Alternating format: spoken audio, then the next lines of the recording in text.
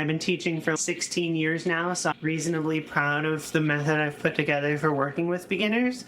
But since I have so much experience, I don't get to work one-on-one with beginners as much anymore because I'm specialized, and unless they have a very specific need to work with me.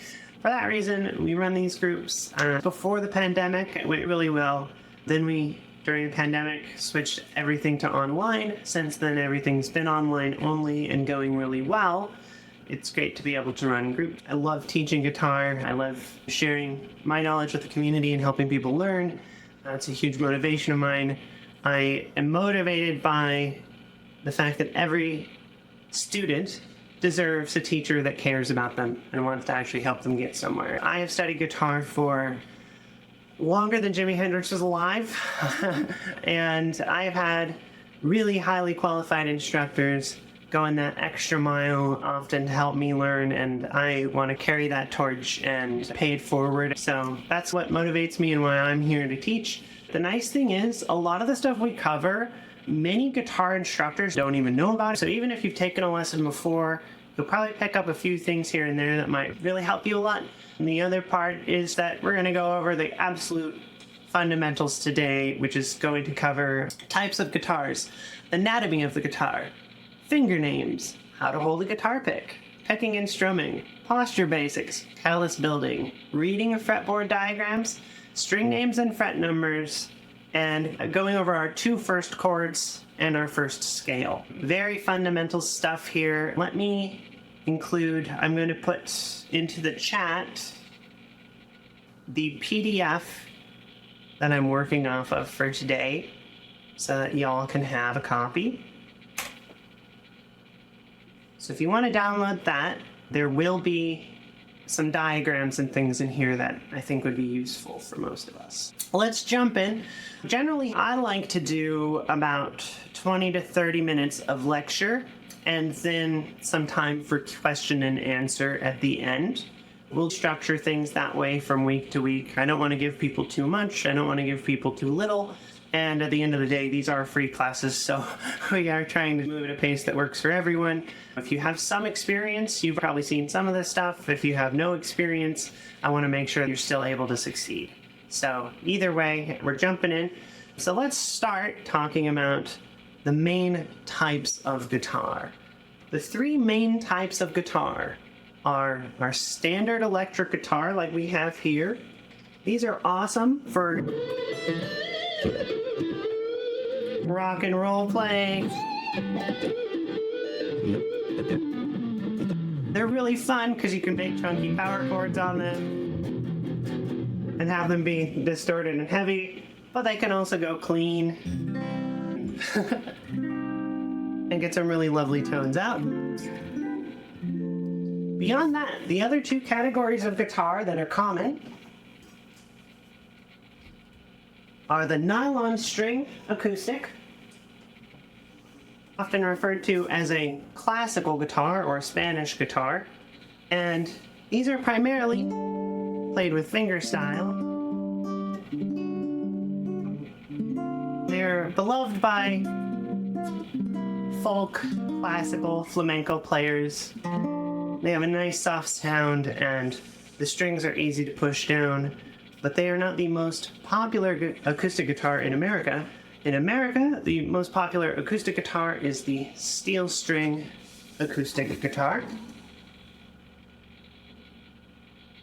Here's a steel string acoustic.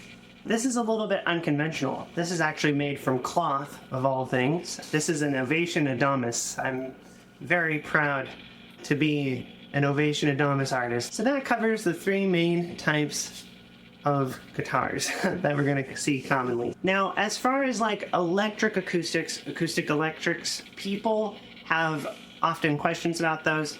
Electric acoustics are meant to be played as acoustic guitars that you can then plug in if you're performing like a gig, but they're still fundamentally acoustic guitars and not what we would consider electric guitars. Electric guitars tend to have smaller strings and tend to be configured entirely for electric guitar playing, whereas electric acoustic guitar is more designed for an amplified acoustic experience. Even though this is an electric acoustic guitar, I still refer to it as an acoustic guitar, and I think most players do. But there is often confusion about if someone has an electric acoustic versus an electric.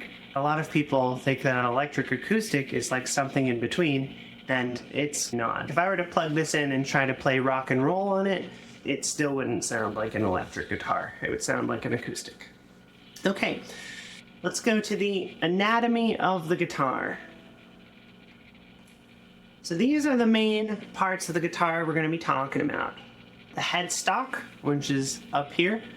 Some modern guitars don't have headstocks, depending on which brand you're playing, but most of them do. On the headstock, we will find our tuners. The tuning machines or tuners are the metal parts on the side that the strings go into. Then we have our neck and fretboard. These metal wires that go across are called frets. The board on top, there's a flat board on top, this is called the fretboard, and then this whole thing is referred to as the neck. I'm showing here an electric guitar. Here we have pickups on the electric guitar. The pickups go to the output jack, where a cable plugs in and then it goes to an amplifier. An important component is the output jack. Without that, the electric guitar wouldn't be much fun. Most electric guitars have more than one pickup that you can switch between. We have a pickup selector. The way the pickups work is the metal string vibrates over an electromagnetic pickup and it sends a very faint electrical signal to the output jack. This part where the strings meet the body down here is called the bridge.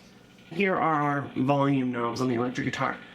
A lot of acoustic guitars don't have a pickup area. They are going to have a sound hole. It's a hole where the sound comes out of. Right. This acoustic guitar has the sound hole up here. Most acoustic guitars have the sound hole in the middle. So that does vary a little bit. Like this nylon string acoustic here that has the sound hole in the center of the guitar. Okay. All right. Now, we are going to talk about the hand names and the finger names. On guitar, the hand that plays the frets is called the fretting hand, and the hand that picks the strings is called the picking hand. So that we don't mix up which fingers we're talking about, the fretting hand has different names for the fingers than the picking hand. The picking hand fingers are called Pimac, where the thumb is P, the index finger is I, the middle finger is M, the ring finger is A, and the pinky is C. I believe these are short for Spanish names.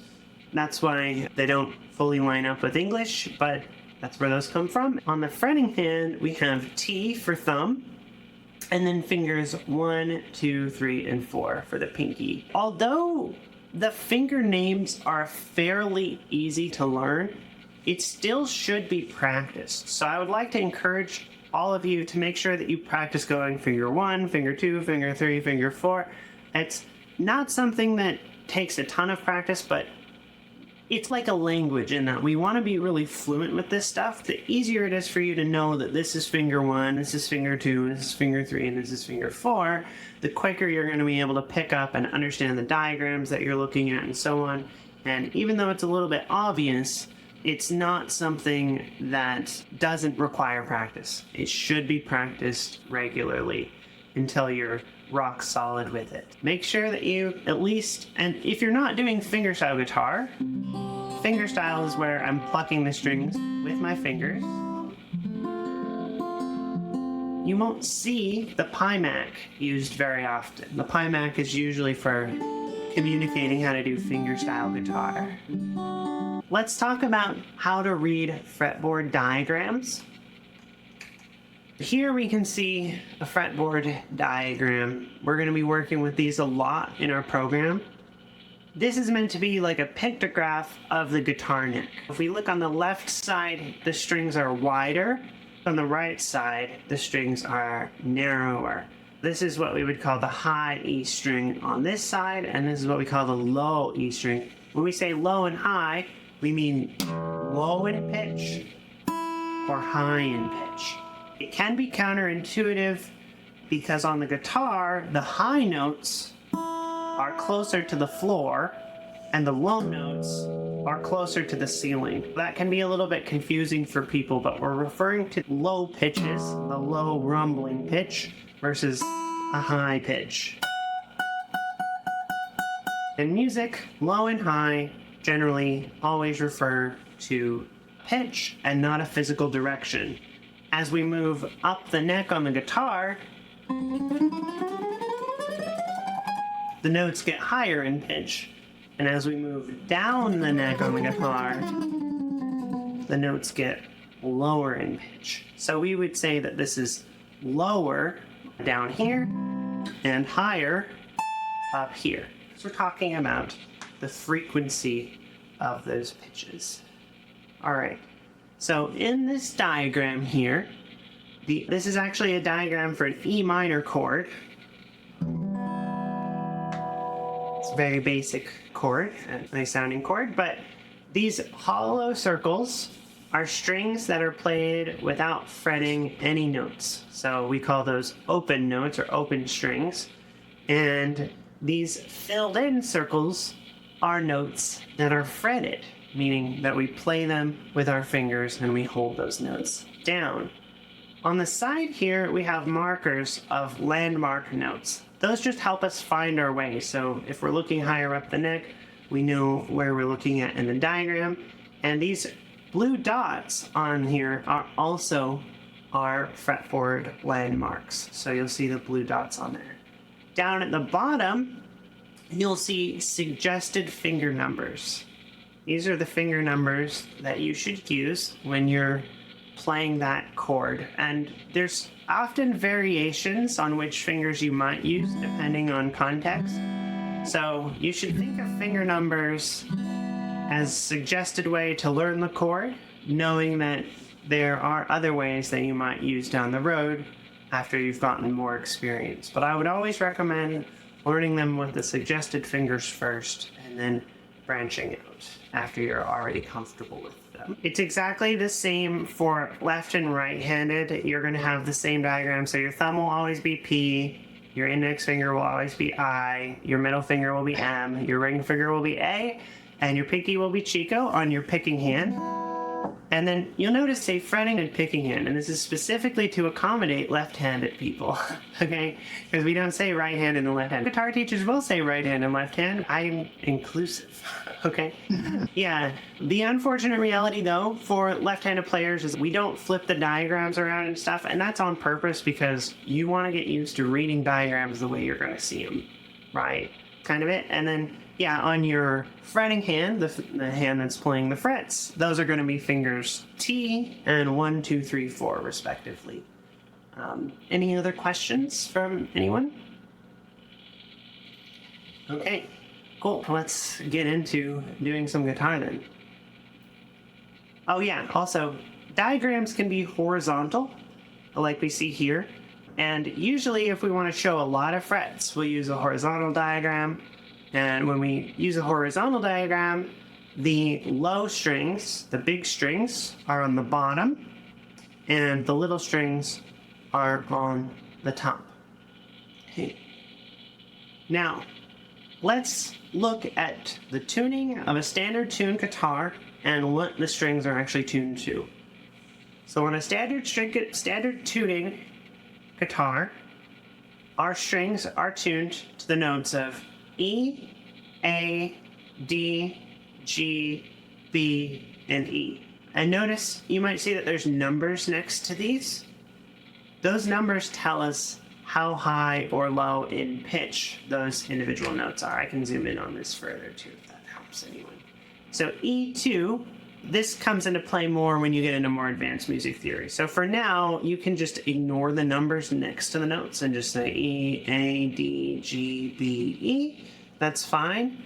Or if you want to go the extra mile and really learn your theory, you could say E2, A2, D3, G3, B3, E4. It's up to you, but I like this little mnemonic device. I learned it a long time ago and I think it's cute. Elephants and donkeys grow big ears. So from low to high, we have elephants and donkeys grow big ears. Okay. And here is a diagram of a 24 fret guitar neck. Electric guitars, if they have 24 frets, that's considered like the full guitar fretboard. A lot of electric guitars have 21 or 22 frets, and some acoustic guitars will max out around fret 19. It depends on the guitar, but you might see as many as 24 frets, and then once you get into some sort of modern cutting-edge guitars, some of them have even more than 24 frets, but that's unusual. Like I have a 26 fret guitar that I play. Okay, when you're learning the frets, you want to practice learning your landmark fret numbers. These are really the only ones you need to memorize, because once you've learned them, it's easy to find the other fret numbers. And I recommend practicing them out of order. So I say find fret 12. Fret 12 is the fret with 2 dots on it. If all of you have a guitar, fret 12 with 2 dots. And then fret 3, we go way down the neck to find the first dot. Some guitars have a dot on the first fret too, and that's actually less optimal, but anywho. The 3rd fret, and then we go to the 9th fret, the 5th fret, the 15th fret, and then the 7th fret. Practicing them out of order this way is really helpful because it allows you to jump back and forth, or it allows you to think non-linearly about it and practice finding the fret you're looking for rather than just memorizing counting upwards, I guess is what I'm trying to say there. So that's a very efficient way to practice it. And the fret numbers are like the finger numbers in that it's one of those things where I see beginner students often think, oh, fret numbers are very simple and therefore I'm not going to practice them that much. You will actually learn much more efficiently if you practice your fret numbers, because when we get into reading guitar tab, you're going to see lots and lots of fret numbers written down on a page, and the more comfortable you are with quickly finding your fret numbers, the more quickly you'll be able to read the exercise and learn it, and that will make it more enjoyable overall. Make sure that you spend time practicing both your finger numbers and your fret numbers. Even though they're really basic, I've noticed over time a lot of players tend to ignore that and they struggle. The more fluency you build there, the better. It's really important to take some time on there, and I would say just a couple minutes a day with each. If you want to practice 2 minutes a day practicing your finger numbers and 2 minutes a day finding frets, like that's totally fine. But just try to keep it in the rotation until it feels really natural for you to think about the frets, find the frets, think about the finger numbers and the finger names and identifying them. The more solid you are with that, the more it'll help with everything. So it's quite important. And then, moving on.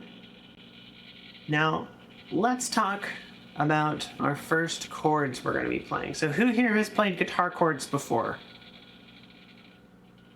We have, a good, some people, I would say 4 people, 5 if you count Drew, and then maybe Kevin, I'm not sure yet. But anywho, now, so a chord is when we play 3 or more notes at the same time to produce a harmony with an emotional quality. So what we mean by that, emotional quality, is that major chords all sound like major chords.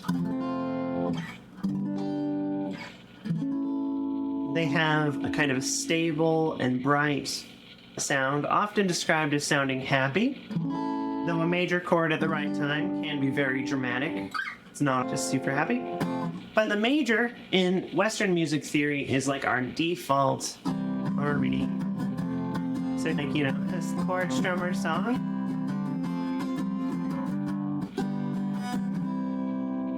Major chords are going to be the default. The minor chords tend to sound a bit more gloomy, a bit darker, and are often described as sad, though I think that minor chords can sound funky. They can sound fun if they're put in the right context as well as you study chords more. But notice that all these minor chords that I'm playing have this sort of similar emotion of this sort of dark, mysterious nature of the minor chord.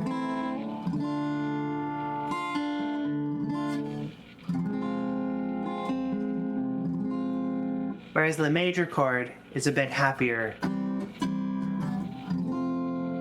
It's a bit bolder. Okay, when we play a chord, rather than playing one note at a time, so a melody,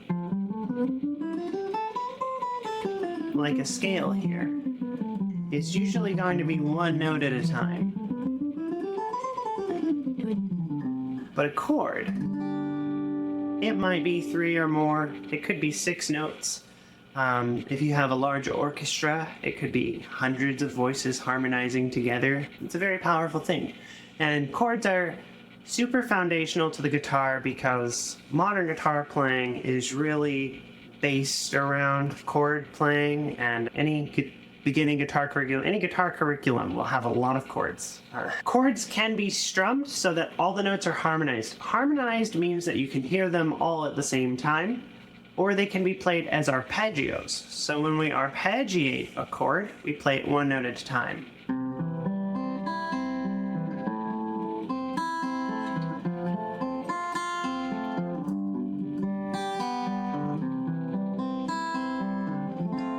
All right, so let's look at our first 2 chords we're going to be learning here. We've got a C major chord and an F major chord. I know that I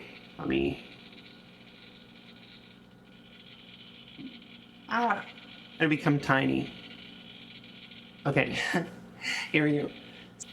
Going back to reading these diagrams, down here at the bottom are the finger numbers. So this means put your 3rd finger on the 3rd fret of the 5th string, which we call the A string here. So we would put our 3rd finger. If you have a guitar, you can grab it and try this out for yourself. 3rd finger on the 3rd fret, 2nd finger on the 2nd fret of the D string, and then 1st finger on the 1st fret of the B string.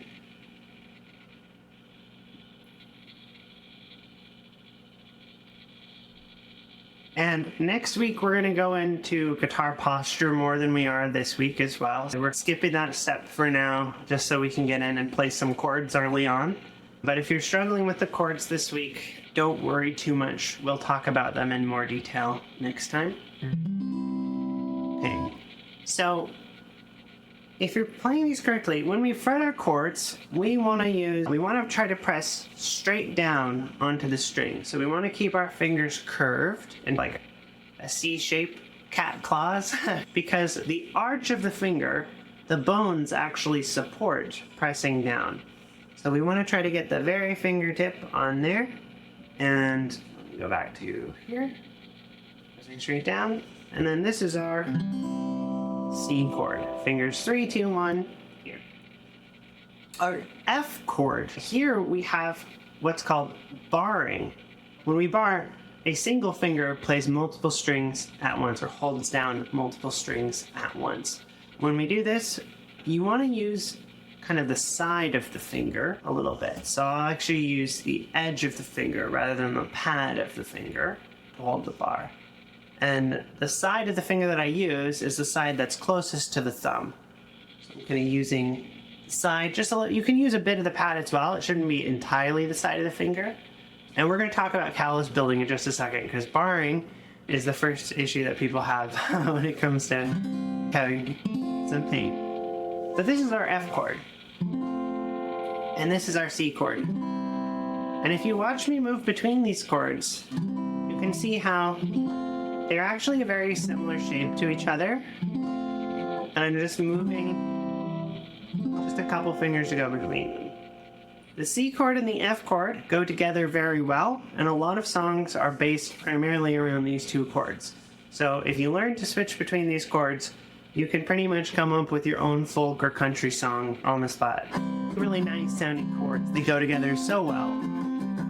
Drew knows I talk about these chords and the relationship they have a lot in detail with my advanced students because they actually have a very special relationship. We're not going to get fully into that right now. But these are the two chords that I'm going to be asking you to work on this week. And we'll go over an exercise for getting good at those in a little bit. But does anyone have any questions about how to read these diagrams or what it's asking of you?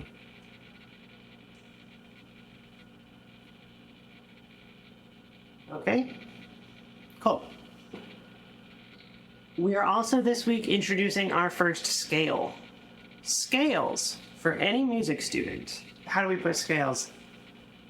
Scales are so fundamentally important for music and musicians that Segovia, the most famous guitar instructor who ever lived, said that there is no problem that a guitar student has that cannot be solved with 2 hours a day of scales. I don't know if that's actually true, that it would solve every problem, but the point is that any musician should be becoming very familiar with scales and spending as much time as you can stand practicing your scales up and down the neck, and the more scale practice you get, the better guitar player you will be. It is absolutely a fantastic shortcut, and you could almost separate the players who play really well from the players who struggle almost entirely by how much time have these players spent playing scales. So you should always have some scale practice built into your practice routine. And I would recommend always having a bit of chord practice in there as well. Based on what we've covered today, a simple practice routine would be something like practicing your finger numbers for 2 minutes, practicing your fret numbers for 2 minutes, practicing your chords for 10 minutes, and practicing your scales for 10 minutes. Something like that should work well. Alright, back to this. So this scale here, so a scale in general is a sequence of notes that forms the foundation for melodies within a specific key. Scales are practiced by playing one note at a time, moving from the lowest note to the highest note, and then back down. The upward motion of moving from low to high is called ascending, while the downward motion from high to low is called descending. So here's our first scale here, the C major pentatonic open position. And over here are the finger numbers listed. And the nice thing about open position is you'll use the same finger as the fret most of the time. So as I'm playing this, I'm going to play E2, which is the open E string. Then I'm going to play G2 on the 3rd fret, then A2, then C3, then D3, E3, G3, A3, C4, D4, E4, and G4. That's what we would call ascending the scale. And then descending would be G4, E4, D4, C4, A3, G3, E3, D3, C3, A2, G2, E2.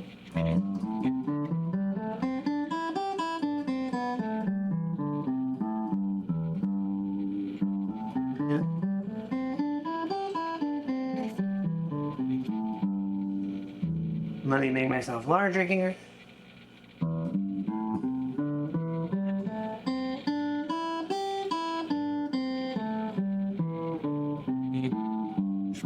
So here I'm using my 3rd finger on the 3rd fret, my 2nd finger on the 2nd fret, and my 1st finger on the 1st fret.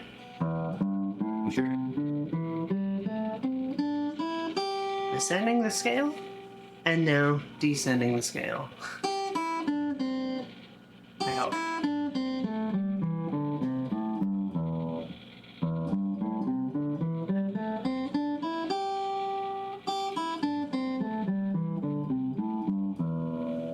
Now this scale happens to be in the same key as these chords. The C and the F. Theoretically, If you got good at playing those 2 chords and you knew this scale, you'd have everything you would need to begin jamming with someone else. Because you can play the chords, provide a rhythm section, and then when you want to take a solo, you can make a melody from that scale.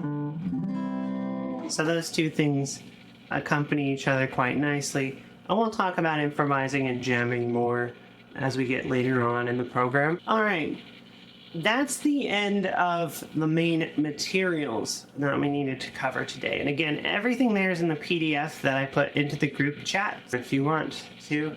So there's a video on YouTube called Chord Push-Up Practice. I made this video, and the link is here in the PDF as well. This is a really handy exercise for practicing your chords and getting good.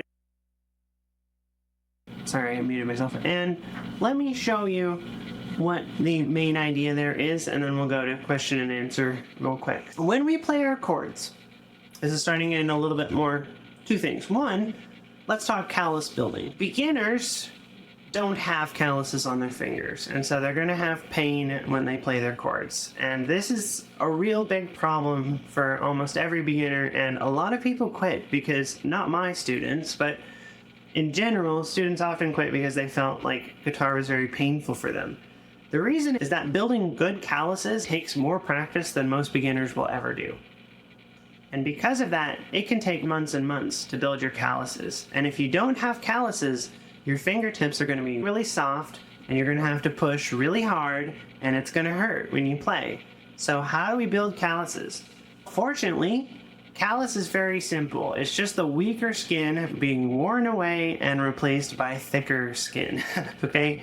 So to develop good calluses, all you have to do is wear the skin on your fingertips away, which is not exactly that glamorous sounding, but the simple way to do it is just by taking your fingertips, putting them on the guitar string that is wound, like the low 6th string here, the E string, and just rubbing them up and down the neck for a couple minutes a day.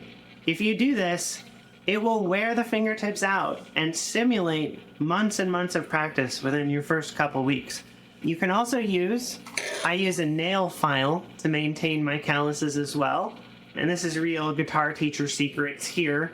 But if you build calluses on your fingers by actually deliberately building your calluses rather than just trying to passively get calluses through practicing, you can build good calluses in less than 2 weeks. Whereas other players might take months and months to get their calluses. So this is a huge hack for helping things take less time and making it less painful, making it a much more successful and enjoyable experience.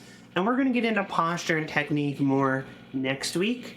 But something I want to note about the chord push-up idea is that when we fret our chords, rather than squeezing with our hand, what we're trying to do is secure the body of the guitar with our picking arm, actually use our shoulder to bring all the fingers in together.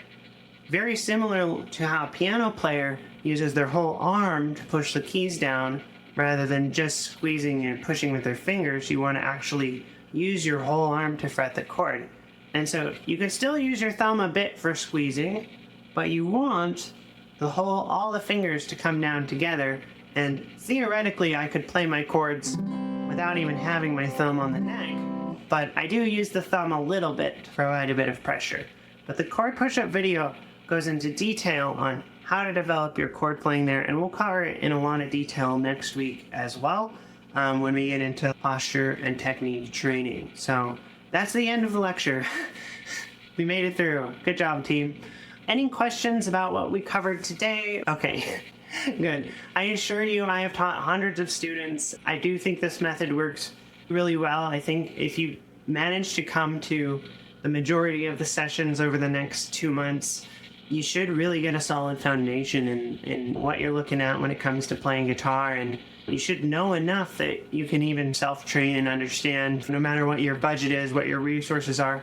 There's so many good tutorials and things that are out there. So as long as you have a solid foundation, that's at least enough to get you started playing, and then from there you have tons of options about where you go with it. And like I said at the beginning, I want to make myself available as an instructor because I have so much experience, and I want to help people really to have a good method.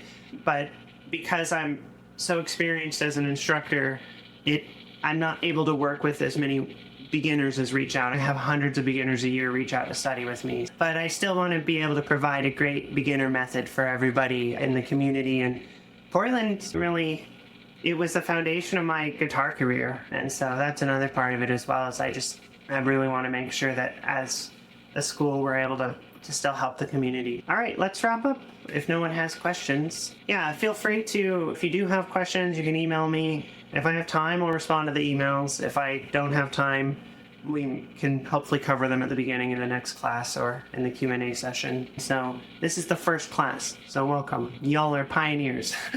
But yeah, I'm going to try to make, and any really critical information we cover, I'm going to try to have videos for. And the other thing is, ideally, we'll do this multiple times as well. So if anyone has to drop out midway or has interruptions or whatever, y'all are welcome back as many times as you want to come back for the free group program. This is not meant to be, again, it's meant to be a no pressure thing. I just want to help people learn guitar. That's all. Okay? Cool. It was really nice getting to meet most of you for the first time, and some of you I've met before. Thank you. All right. See y'all next time. Bye-bye.